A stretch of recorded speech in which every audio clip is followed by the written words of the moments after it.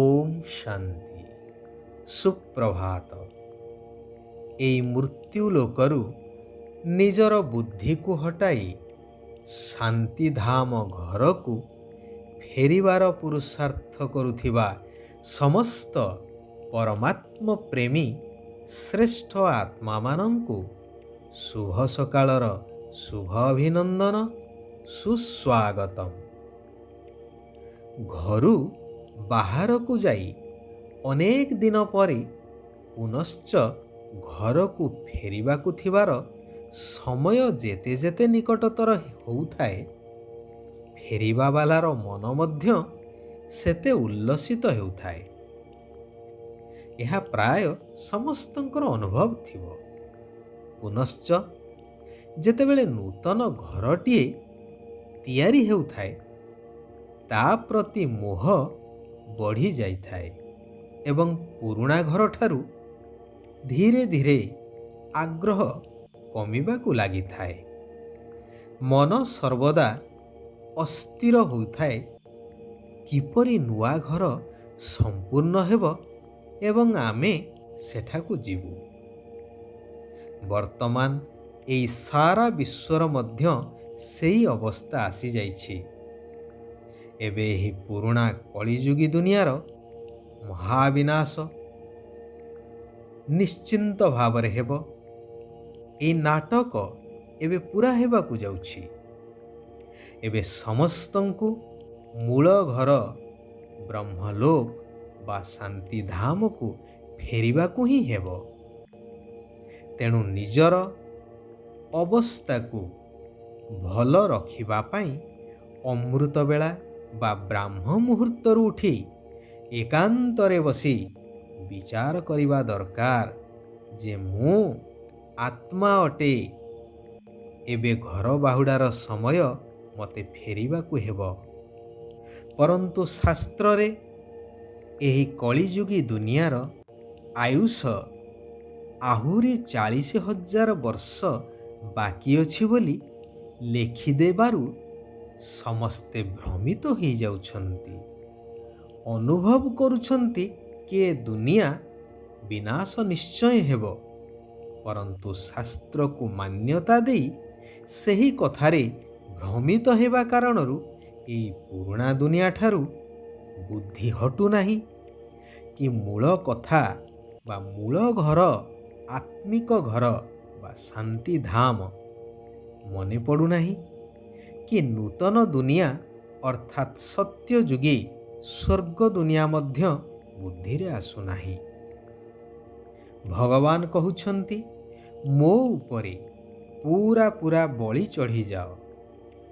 ଭକ୍ତିରେ କାଶୀ କଲବଟ ଖାଉଥିଲେ ନା? ତାହା ତ ଶରୀରକୁ ନଷ୍ଟ କରିବା ଅର୍ଥାତ୍ ଜୀବଘାତ କରୁଥିଲେ। କିନ୍ତୁ ତୁମକୁ ବୁଦ୍ଧି ସହିତ ମୋ ଉପରେ ସମର୍ପିତ ହୋଇ ନିମିତ୍ତ ହୋଇ ସବୁ କିଛି ସମ୍ଭାଳିବାକୁ ହେବ। ଏଠାରେ ମରିବାର କୌଣସି କଥା ନାହିଁ।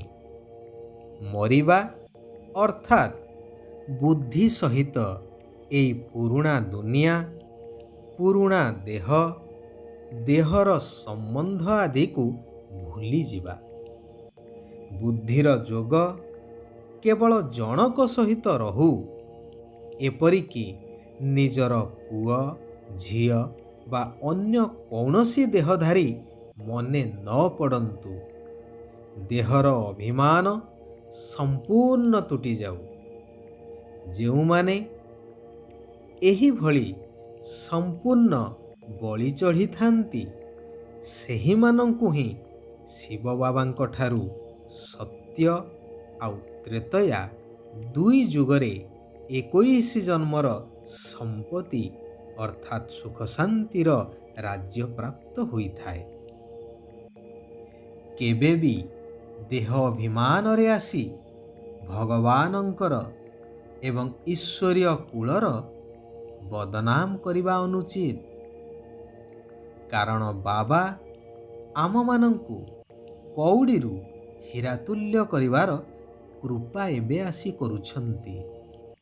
ଯେଉଁ ପିଲାମାନେ ପ୍ରତି ପାଦରେ ପ୍ରତ୍ୟେକ କାର୍ଯ୍ୟରେ ବାବାଙ୍କ ଠାରୁ ରାୟ ନେଇଥାନ୍ତି। ଅର୍ଥାତ୍ ପ୍ରତ୍ୟେକ କଥାରେ ଶ୍ରୀମତକୁ ପାଳନ କରିଥାନ୍ତି। କୌଣସି କଥା ନ ଲୁଚାଇ ସତ୍ୟ ପିତାଙ୍କୁ ସତ୍ୟ ସତ୍ୟ କହିଥାନ୍ତି। ସେମାନଙ୍କ ଉପରେ ସ୍ୱତଃ ହିଁ କୃପା ବର୍ଷା ହୋଇଥାଏ। ଏହି ଜ୍ଞାନ ସ୍ୱୟଂ ପରମପିତା ପରମାତ୍ମା ଆସି ଦେଉଛନ୍ତି। ଯେଉଁ ଜ୍ଞାନ ପୁଣି ପ୍ରାୟ ଲୋପ ହୋଇଯାଉଛି। ଏହା ଆତ୍ମିକ ଯାତ୍ରା ଅଟେ। ଯେଉଁ ଯାତ୍ରା ତୁମେ ବ୍ରହ୍ମାମୁଖ ବଂଶାବଳୀ ବ୍ରାହ୍ମଣମାନେ କରାଉଛ ବା ଅନ୍ୟମାନଙ୍କୁ ଏହି ଯାତ୍ରା ବିଷୟରେ ଶିକ୍ଷା ଦେଉଛ। ଏହି ଯାତ୍ରା ବିଷୟରେ କେହି ହେଲେ ଜାଣିନାହାନ୍ତି। ସେମାନେ କେବଳ ପୁରୁଷାର୍ଥ କରୁଛନ୍ତି ବ୍ରହ୍ମରେ ଲୀନ ହେଇ ଆଉ ନ ଫେରିବାକୁ। ତେବେ ପୁଣି ତୀର୍ଥଯାତ୍ରା କରିବାର କି ଆବଶ୍ୟକତା ରହିଛି? ବାକି ବ୍ରହ୍ମ ତ ହେଉଛି ମହତ୍ତତ୍ଵ, ରହିବାର ସ୍ଥାନ। ସେଥିରେ କେହି ଲୀନ ହୁଅନ୍ତି ନାହିଁ କି ମିଶି ଯାଇନଥାନ୍ତି। ଏହା ସୃଷ୍ଟି ନାଟକର ପରିପନ୍ଥୀ। ସେମାନଙ୍କୁ ଜଣା ନାହିଁ ଯେ ମୁଁ କଳ୍ପର ଅନ୍ତିମ ସମୟରେ ଆସିଥାଏ ସମସ୍ତଙ୍କୁ ନିର୍ବାଣ ଧାମ, ଶାନ୍ତିଧାମ ବା ବ୍ରହ୍ମଲୋକକୁ ନେଇଯିବା ପାଇଁ। ସେଥିପାଇଁ ଏହି ବେହଦ ନାଟକର ବେହଦ ପରୀକ୍ଷାରେ ସମ୍ପୂର୍ଣ୍ଣ ପାସ୍ ହେବା ପାଇଁ ନିଜ ଭିତରେ ଯାହା କିଛି ବି ଦୁର୍ବଳତା ରହିଛି, ବିକାରର ଅଂଶ ଅଛି, ସେଗୁଡ଼ିକୁ ସମାପ୍ତ କରିଦେବାକୁ ହେବ। କୌଣସି ବି କଥାର ଅହଙ୍କାର ରଖିବାର ନାହିଁ। ଦୃଷ୍ଟିକୁ ବହୁତ ବହୁତ ପବିତ୍ର ଶୁଦ୍ଧ ରଖିବାକୁ ହେବ।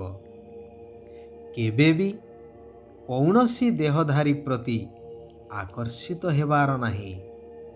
ପୁରା ଆତ୍ମ ଅଭିମାନୀ ହେବାର ଅଛି। ଶିବ ବାବା କହୁଛନ୍ତି, ନିଜର ଶାନ୍ତିର ଶକ୍ତି ଦ୍ୱାରା ଖରାପକୁ ଭଲରେ ପରିବର୍ତ୍ତନ କରୁଥିବା ଶୁଭ ଭାବନା ସମ୍ପନ୍ନ ଆତ୍ମା ହୁଅ। ଯେପରି ଆଜିକାଲି ବିଜ୍ଞାନର ଅତ୍ୟାଧୁନିକ ଯନ୍ତ୍ରପାତି ଦ୍ୱାରା ପୁରୁଣା ଓ ଖରାପ ଜିନିଷକୁ ପରିବର୍ତ୍ତନ କରି ଭଲ ଜିନିଷ ତିଆରି କରିଦେଉଛନ୍ତି, ସେହିଭଳି ତୁମେମାନେ ଶାନ୍ତିର ଶକ୍ତି ଦ୍ୱାରା ଖରାପ କଥାକୁ, ଖରାପ ସମ୍ବନ୍ଧକୁ ଭଲରେ ପରିବର୍ତ୍ତନ କରିଦିଅ। ଏଭଳି ଶୁଭ ଭାବନା ସମ୍ପନ୍ନ ହେଇଯାଅ, ଯାହାକି ତୁମର ଶ୍ରେଷ୍ଠ ସଂକଳ୍ପ ଦ୍ୱାରା ଅନ୍ୟ ଆତ୍ମାମାନେ ମଧ୍ୟ ଖରାପକୁ ପରିବର୍ତ୍ତନ କରି ଭଲକୁ ଧାରଣ କରିନେବେ। ଯଦି ସହନଶୀଳତାର ଗୁଣକୁ ଧାରଣ କରିବ, ତେବେ କଠୋର ସଂସ୍କାର ମଧ୍ୟ ଶୀତଳ ହୋଇଯିବ ଏବଂ ସ୍ଥିତି ମଧ୍ୟ ମଜବୁତ ହୋଇଯିବ। ଯେପରି କମାର ଲୁହାକୁ ନିଆଁରେ ପୋଡ଼ିଲା ପରେ ବିଭିନ୍ନ ରୂପରେ ମଜବୁତ କରିବା ପାଇଁ ପାଣିରେ ବୁଡ଼ାଇଥାନ୍ତି। ଆଚ୍ଛା, ଆଜି ପାଇଁ ଏଇଠାରେ ଆମେମାନେ ବିରାମ ନେବା। ଆସନ୍ତାକାଲି ପୁନଶ୍ଚ ଆମେମାନେ ଏକତ୍ରିତ ହେବା ସେହି କଲ୍ୟାଣକାରୀ ପରମାତ୍ମା ପିତାଙ୍କର ଆଉ କିଛି କଲ୍ୟାଣକାରୀ ମହାବାକ୍ୟକୁ ଆଲୋଚନା ମାଧ୍ୟମରେ ଧାରଣ କରିବା। ନିଜ ଜୀବନକୁ ପରିବର୍ତ୍ତନ କରିବା ସହିତ ସାରା ବିଶ୍ୱର ପରିବର୍ତ୍ତନ କାର୍ଯ୍ୟରେ ନିଜକୁ ସହଯୋଗୀ କରିବା। ସାରା ବିଶ୍ୱର ଆତ୍ମାମାନଙ୍କର କଲ୍ୟାଣ ହେଉ। ସମସ୍ତେ ସୁଖ ଆଉ ଶାନ୍ତିର ଅନୁଭବ କରନ୍ତୁ। ଓମ୍ ଶାନ୍ତି। ওম শান্তি। ওম শান্তি।